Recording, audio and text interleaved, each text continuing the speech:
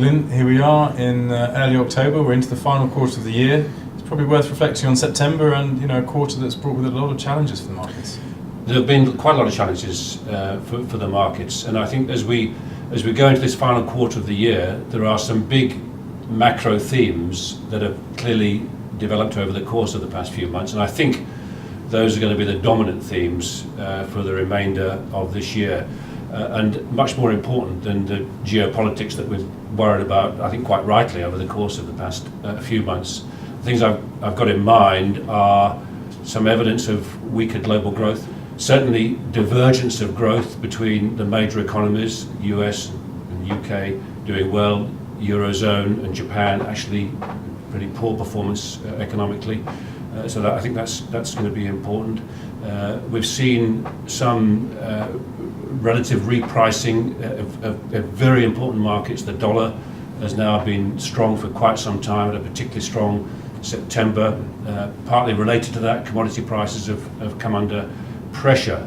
So there are some very important themes that I think are going to be dominant over the course of the next few months. Some of those things I've talked about will definitely have an impact on central bank policy, which is also clearly diverging. So there's some big macro factors here which are going to be dominant features, not just for the remainder of this year, but I think well into 2015 as well. So that's a big focus for us in terms of asset allocation policy. Clearly a huge amount going on. Why don't we start with the markets? Obviously a weak period in September for the equity market and a strong dollar. Yes. Lots going on. Yes. Look, I think the strong dollar was a very important factor. The MSCI World Index of developed markets was down 2.7%. Some markets were actually up in local currency terms.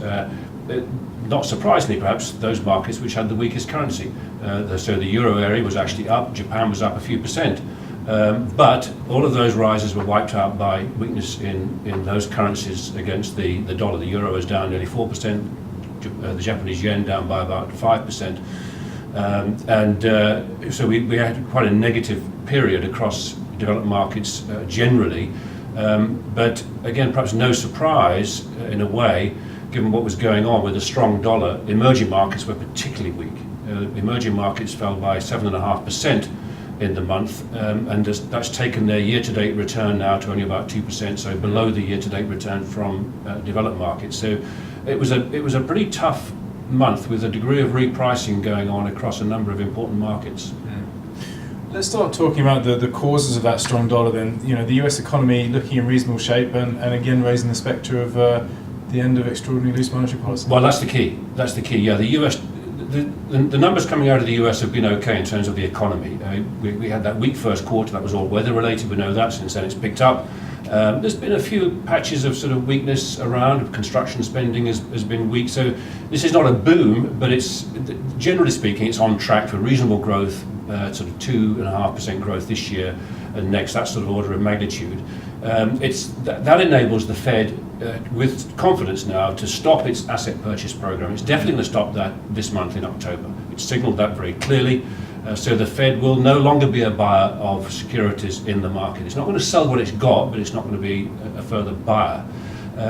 The other important thing that's come out of the Fed recently, and they've maintained this stance for quite some time, is that interest rates are going to stay low for quite a long period of time, and they've maintained that guidance in terms of calendar guidance, that it's still going to be some while before they raise rates.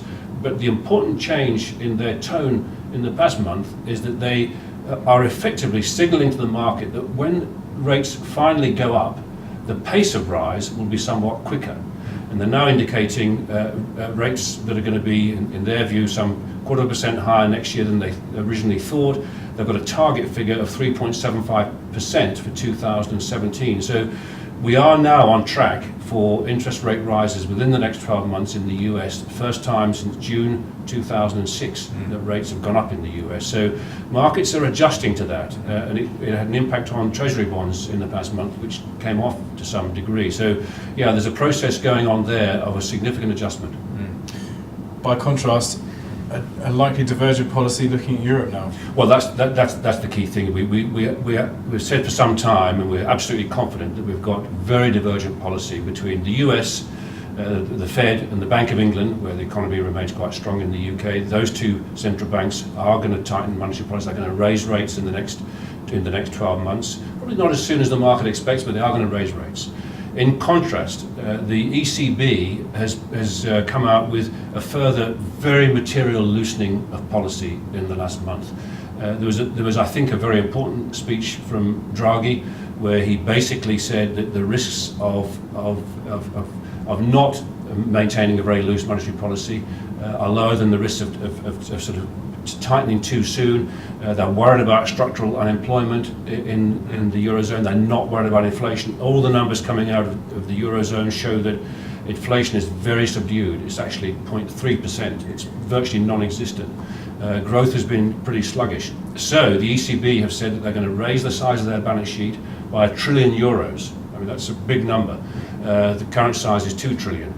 So that's a lot of money that's going to be flooding in. They are starting the program of private sector asset purchases in the course of October. They've left open the possibility of actually outright QE in the form of buying government bonds. They haven't yet done that, but it's still a possibility. And they've cut interest rates, the refinancing rate to minus 20 basis points. So you're now getting negative rates on cash in the bank. And of course, the intent here is to push asset prices up, and they're certainly not unhappy to see the euro coming down. It's fallen down by nearly 10% over the course of the past 4 or 5 months. So there's a very, very big change in the ECB versus the US approach. And we've got this loose policy from the ECB for years ahead, as we have incidentally from the Bank of Japan as well, whereas in the US we've got this sort of modest tightening that's going to start. So that's going to have an impact on markets as we go through the next 12 months. Moving away from the Northern Hemisphere, another area of weak growth at the moment is China. Yes. Yes. Many changes there economically coming on? Well, we've been signalling some concerns about Chinese growth rates for some time. We've seen China slowing down structurally.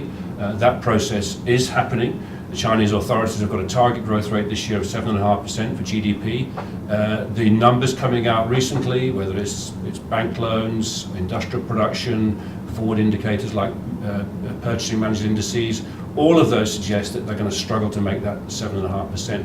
But the really interesting thing is that the Chinese authorities have indicated that there's going to be no policy change, at least for the time being, to stimulate growth. So they know there's a rebalancing process that's got to happen in China. They're allowing it to progress. And I think we're looking, as we go through the next few years, at structurally lower growth in China. And guess what? That's having a big impact on lots of other markets, most notably, of course, commodity markets. You know, the iron ore price, for instance, down 40% so far this year. Is it going to bounce back? Pretty unlikely, given that sort of slowing growth in China. Let's stick with commodity markets while we're here. A broad-based weakness affecting both sort of hard and soft commodities. Yes, yeah. I think one of the big features of the month, the two really standout features when we look back at September, I think, is dollar strength and commodity market weakness. To some extent, related to each other, because typically when the dollar goes up, your precious metal prices come under pressure. That's what we've seen. The gold price down about 6% in the month, back to its sort of $1,200 lows of the past couple of years.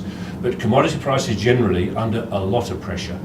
Soft commodities, corn and wheat down 10, 12, 13% in the month. That's partly a sort of a very good harvest season, and so a sort of supply issue. But industrial metal prices under quite some pressure.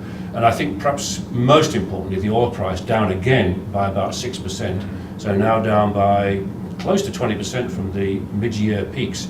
And this is unquestionably, all of this is going to have a big positive impact on inflation as we go through the next few months. And it will act to some extent like a sort of a tax cut for the consumer. So I think we must view this as a positive for markets, and I think it will flow through to lower inflation. Importantly, it will give central banks much more room for manoeuvre as they go through this process, particularly in the US, of having to rein in ultra-loose policy. It gives them room for manoeuvre. The inflation rate in the US is 1.4%. It's just not an issue. So I think, although it's been tough for individual countries, markets, sectors, this falling commodity prices, it's generally a good thing for the global economy. So here we are then in a world of increasingly divergent monetary policy. Yep. Still no obvious risk of inflation. What's our outlook here? Well, we're going through a bit of a short-term correction here, I think, where markets, equity markets in particular, are adjusting to this period of weaker growth. I think people are recognizing that the revenue environment for the corporate sector globally is actually pretty challenging. I think we're going through an adjustment in certain bond markets. High yield was particularly weak, for instance, in September. I think perhaps markets are beginning to adjust to their sort of expectations about default rates getting back towards more normal levels.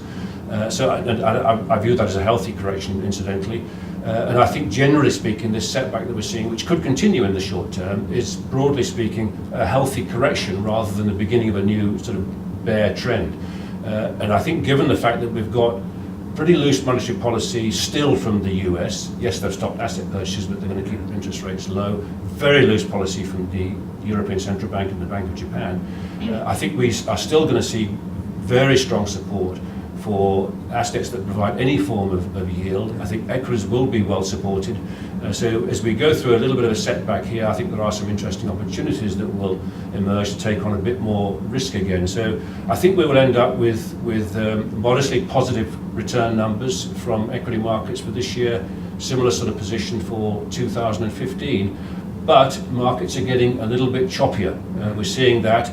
And as we move through to this time when interest rates finally do go up in the States, then I think we can expect volatility to increase a bit further. So once more, remain diversified ultimately. Remain diversified, I think that's going to remain very important. And what's happening in certain markets, high yield in particular, could give rise to opportunities in due course. Valuations which became very, very stretched earlier this year could give opportunities again. And I think this setback in equity markets is providing quite a nice little opportunity. So yeah, remain diversified and don't set expectations too high for returns, but I think we can still get quite reasonable returns over the course of the next 12 months or so. Great, thanks, Glenn.